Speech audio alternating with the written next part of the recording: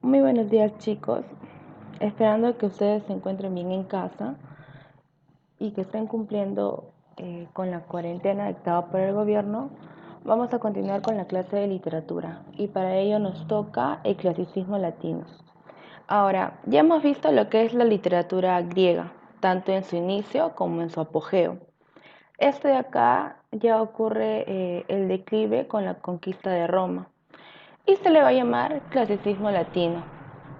¿Sí? O bueno, como han visto en historia, cada conquista es una mezcla de culturas. Entonces vamos a ver acá la cultura grecorromana. Para ello vamos a explicar un poco de sus antecedentes. Como ya les había mencionado, en la literatura griega hemos visto el periodo jónico o arcaico, el periodo clásico o ático y posterior a ello el periodo helenístico y alejandrino. Ahora, el jónico es el inicio y el origen de Grecia, ¿sí? El periodo clásico o ático, como hemos visto en la tragedia griega, es el punto de apogeo de Grecia. Y el periodo helenístico y alejandrino es el declive y es el comienzo de la cultura romana, ¿sí? Ahora, expliquemos unos puntos resaltantes respecto a lo que es el periodo jónico. El periodo jónico se resaltó porque fue oral, fueron orales y en verso. Sus textos fueron orales y en verso. Sus poemas entonaban a los dioses y uno de los máximos representantes fue Homero. Y como hemos visto, sus obras más reconocidas fue la Ilíada y la Odisea. Mayormente su género es épico, ¿cierto? En el caso del periodo clásico, en este momento histórico se producen lo que son las guerras médicas, que son los persas versus los griegos, y es el apogeo de la cultura griega. Se crea la tragedia griega y su máximo representante, conocido como el padre de la tragedia, es Esquilo. Las obras más reconocidas son la Odisea y también uno es Edipo el Rey. En el caso del periodo helenístico y alejandrino, es la culminación de la literatura griega, ¿sí? Ocurre cuando Alejandro Magno, bueno, la muerte de Alejandro Magno y el suicidio de Cleopatra y su amante, este declive de Grecia y el ascenso de Roma. Uno de sus máximos representantes fue Menandro y Teócrito. Ahora, vamos a hablar acerca de la leyenda de Rómulo y Remo. Esta leyenda te va a explicar cómo fue el origen de Roma de la siguiente manera. Muchos años atrás, había un príncipe troyano llamado Eneas. Tuvo un hijo llamado Asianzo, quien fundó Avalonga, ¿sí? Después de muchos años de generaciones, Avalonga tuvo dos reyes, Mitor y Amulio. Mitor era el mayor y gobernó, pero su hermano Amulio, con mucha ambición, deseaba poseer lo que tenía su hermano. Entonces, él lo destronó. A raíz de eso, mató a sus hijos, a excepción de su única hija, de Mitor, que se llamaba Rea Silvia. A ella le dijo: serás una de esas sacerdotisas si quisieses, por lo cual Rea Silvia aceptó. Sin embargo, lo que no consideró Amulio es que el dios Marte, dios de la guerra, se enamoraría de Rea Silvia y con ella procreara a dos niños, Rómulo y Remo. Cuando Amulio se enteró de los hijos de Rea Silvia, agarró a esos dos pequeños y los tiró al río Tíbet. Marte, el dios de la guerra, al ver a sus hijos, para cuidarlos llevó las canastillas que estaban en el río y los protegió. Los dejó a la orilla y la loba Luperca los amamantó. Acá podemos ver a la loba Luperca, a Rómulo y a Remo. Tiempo después, un campesino cuidó de ellos. Al pasar del tiempo, los niños se volvieron hombres y se enteraron de toda la verdad. Decidieron ir a Avalonga a derrotar a Amulio. Lo destronaron y pusieron al trono al que debería ser rey, Mitor. Mitor les concedió la idea de formar Roma, pero ¿dónde la fundarían? Tuvieron que esperar la señal de los dioses, ¿sí? Entonces, Rómulo dice, ¿no? Menciona, será por los dioses y será en el lugar donde nosotros hemos nacido y será en el río Tíbet. Ahí iban a fundar Roma, pero tenían que esperar la señal de los dioses. Entonces, ¿cuál era la señal de los dioses? Me dicen ustedes, chicos. Eran los 12 cóndores que rodearían el lugar. Rómulo vio la señal, sin embargo Remo solo vio 6 aves. Entonces Rómulo, al ver esa señal, aceptó y dijo: aquel que ose pasar toda esta zona recibirá la muerte de parte mía. Entonces Remo fue indiferente a lo que dijo su hermano y cruzó la línea.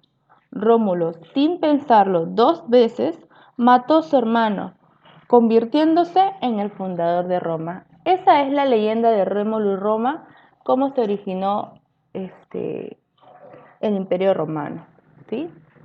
Ahora, pero veamos más, un poco más, eso es en lo que es leyenda, ¿no?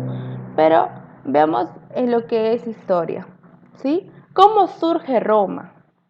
Roma comenzó siendo un pequeño pueblo agricultor en la península itálica. Y de ese pueblo fueron varios, pero uno de los más resultantes fueron los galos, los etruscos, latinos y griegos. Surgiría uno de los imperios más colosales de la historia de la humanidad, ¿sí? Entonces hablemos un poco de los galos. Los galos fueron primitivos pobladores que se establecieron en las llanuras del río Po y se caracterizaron por tener una cultura muy atrasada.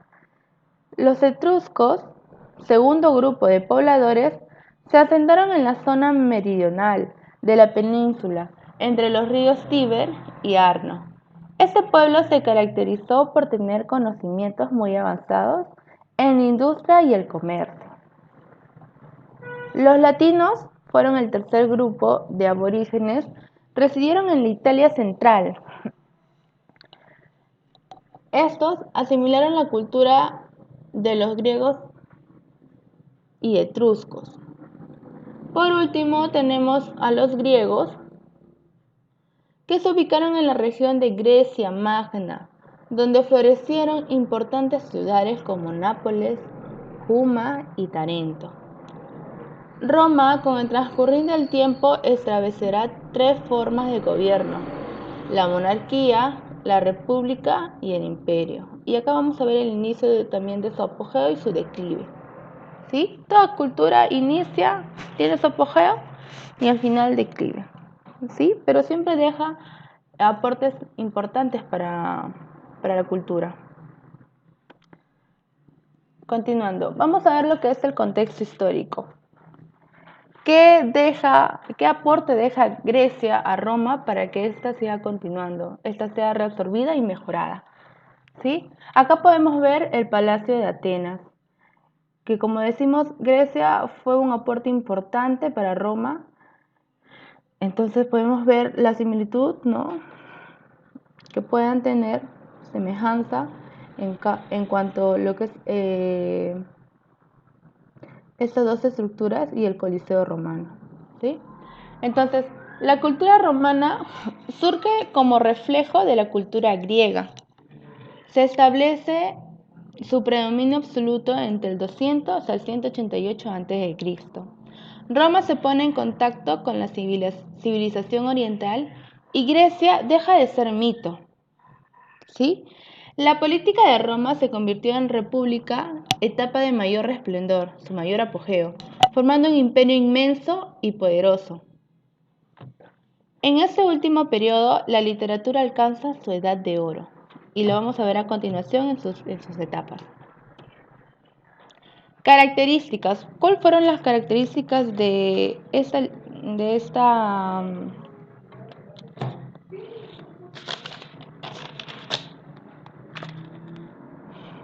clasicismo latino?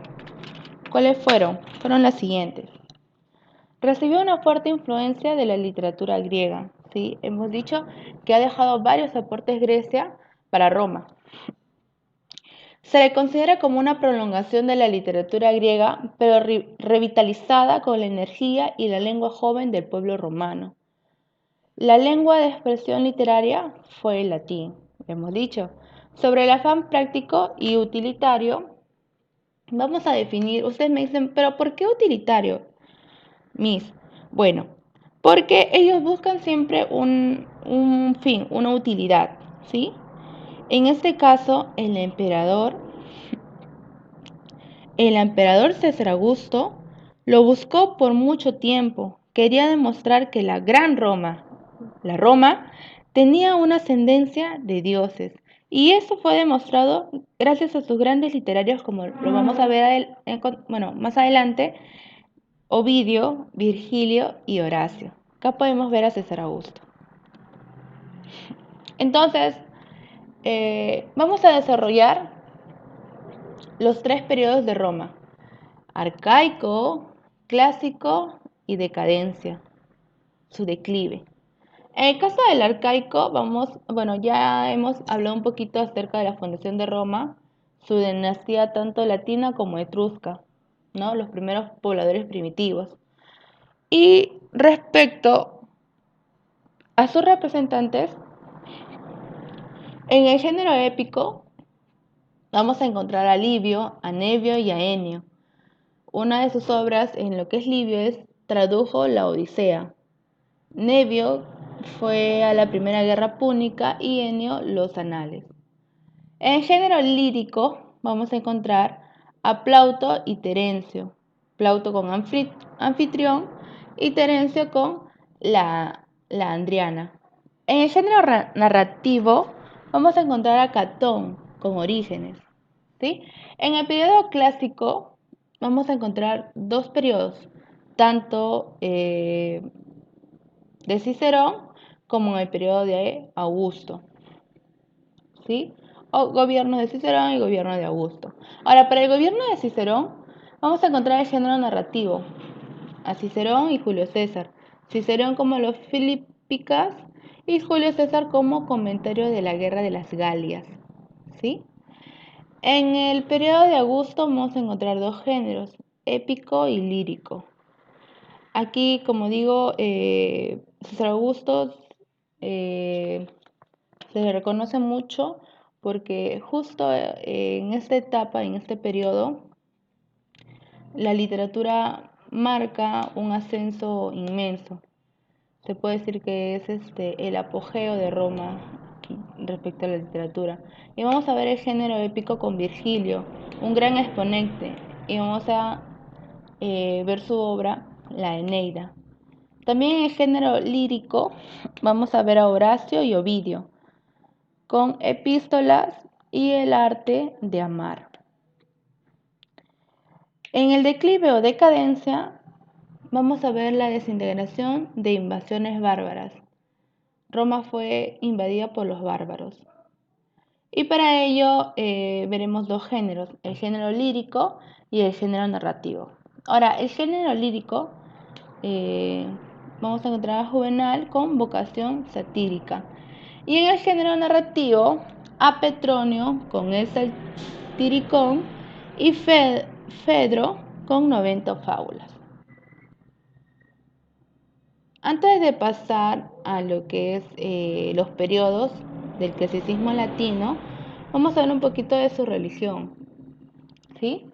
La religión romana era politeísta y antropomórfica, parecida a lo que era Grecia, también era politeística, ¿sí? Tenían varios dioses. Creían en sacerdotes, adivinos. Bueno, vamos a hablar un poco de la religión romana. La religión romana era politeística y antropomórfica. ¿Sí? ¿Por qué antropomórfica? Porque se podía ver a los dioses en formas humanas. Antropo viene de lo que es humano. Y era politeísta porque creían en diferentes dioses, no era monoteísta, a diferencia de lo que es otras religiones, ¿no? Creían en sacerdotes, adivinos que interpretaban los fenómenos naturales. El reinado de César Augusto se introdujo el culto al emperador con el propósito de reforzar la fidelidad de todos los ciudadanos del Imperio Romano. Acá al costado podemos ver el aporte que dio Grecia a Roma, o bueno, una continuación de lo que es Grecia para Roma, pero un poco más mejorada. En el caso en el caso de Grecia, podemos ver a Zeus, ¿no? Y Roma tiene el mismo concepto de Zeus, pero le cambia de nombre a lo que son planetas como Júpiter. Hera con Juno, Poseidón con Neptuno, Atenea con Minerva, Ares con Marte, Artemisa con Diana, Hermes con Mercurio, Dionisio, que vimos que era el dios del vino, Baco, Apolo, bueno, tiene el mismo nombre Apolo, Afrodita con Venus. Bueno chicos, esto de acá es todo por hoy. Hemos visto un repaso de qué era la literatura griega, cómo fue el inicio de Roma, y para la siguiente clase vamos a desarrollar, a explicar las etapas o los periodos de Roma, tanto arcaico, clásico y decadencia. Asimismo vamos a tocar los más importantes exponentes en Roma, que fue Virgilio, Horacio y Ovidio, y también un poco de sus obras. Y para ello necesito que repasen bien esto, tengan bien definido cómo fue esta evolución o cómo es esta secuencialidad en la historia para poder desarrollar el material en la próxima clase. Cualquier duda, consulta, no duden en escribirme en el WhatsApp. ¿Sí? No estoy dejando ninguna clase y el material no se copia. Lo que sí les pido es que por favor repasen. Repasen para que sea más fluido y espero intervenciones más seguidas cuando hagamos la realización la resolución del libro. ¿Sí, chicos? Cuídense mucho. Eso es todo por hoy. Que tengan buen día.